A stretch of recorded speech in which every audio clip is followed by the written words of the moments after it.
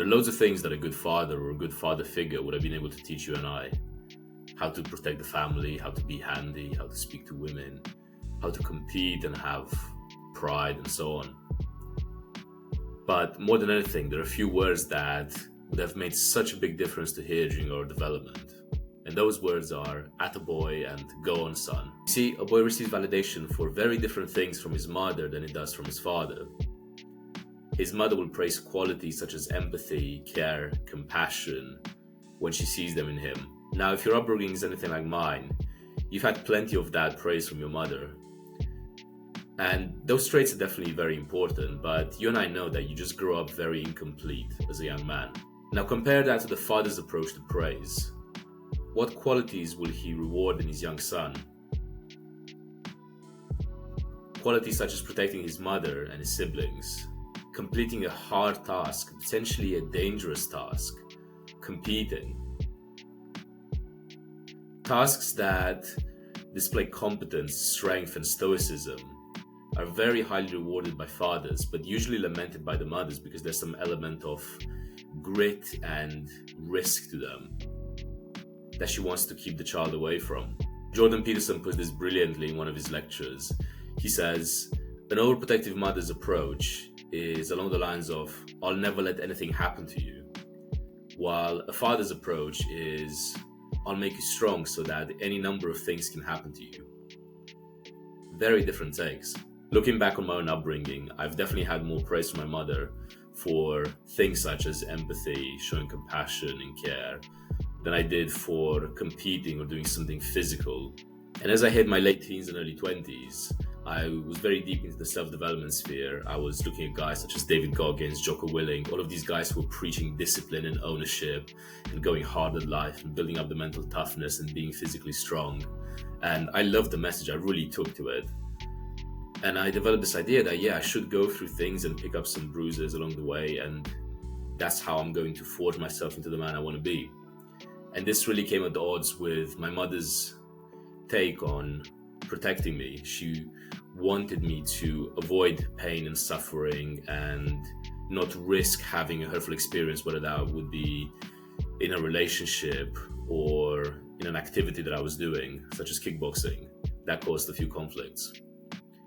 And we really came at odds. I had a few arguments with her on this topic, trying to explain to her that the best way for me to actually learn and get better is by going through some of these things. It's not such a bad thing to have some suffering. And this is something that she was really against, and to this day still is. So if you are in the situation where your mother is essentially holding you back from living at your edge and exploring life and risking to be hurt and to fall down, then I fully understand you, but I'm telling you that you need to do whatever you can to make sure that she doesn't hold you back, because those experiences are what will actually craft the man that you really want to be. Now, if our fathers had been around, on some of those occasions, they would have given us the attaboy and the go on son, and we would have felt this sense of pride to have met our father's expectations and gained his respect. And we would have had this hunger, this confidence to go after new and more ambitious goals.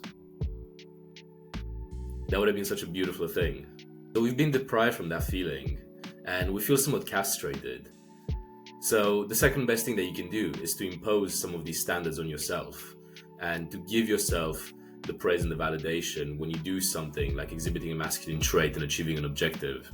I'm telling you, and I'm saying it to myself as well, to fully immerse ourselves in what being a man means. That means competing, that means getting in shape, it means speaking to a beautiful woman the next time you're in the gym, that means taking a trip with some brothers, it means looking for ways to make money because deep down we are providers despite what the social construct is telling us these days. Embrace all of those things and it will just feel right the more you do them.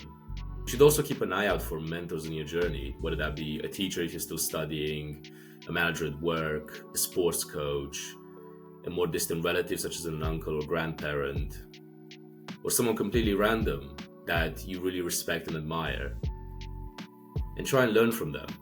And finally, let's make a pact with ourselves to be that father for our children and to give our sons that attaboy and that go on son that he needs, those pivotal moments in his early life, to gain the confidence to take on the world and be the fullest version of the man he can be.